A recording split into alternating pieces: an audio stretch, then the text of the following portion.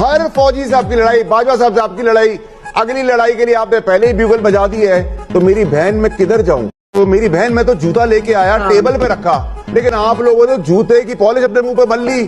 جو آپ کہتے تھے ووٹ کو عزت دو, نوٹ کو عزت دو, آپ کو بوٹ کی عزت میں چلے گئے. نیوٹرل پالش آپ لے کے آئے. 16 مہینوں میں آپ نے کیا کیا؟ احتساب کرتے ہوئے آپ کے چیئرمین صاحب کہہ رہے ہیں 16 مہینوں میں آپ نے کیسز بڑھائے, آپ نے معاف کروائے, قرضے بڑھائے. ایک اشتہاری 164 کا بیان کر کے 5 سال بعد آتے ہیں اسحاق ڈار صاحب, ایک دن میں کیسز ختم ہوتے ہیں, دوسرے دن سرنٹ بحال ہو جاتی ہے, تیسرے دن وہ فائنانس منسٹر بن جاتے ہیں, مدت پوری ہوتی ہے واپس چلے جاتے ہیں. پھر آپ میری بہن کہتی ہیں کہ ہم ان کی نالائق اولاد کو بھی ایکسپٹ کر لیں.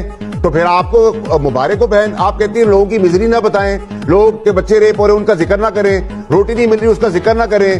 آپ کہتے ہیں ہمارا کنوکٹڈ مجرم لیڈر اترے گا, ہم ہیلی کاپٹر میں بٹھائیں گے, مینار پاکستان کی پیک پہ بٹھا دیں گے. بہت اچھی بات ہے, بٹھا دیں, لیکن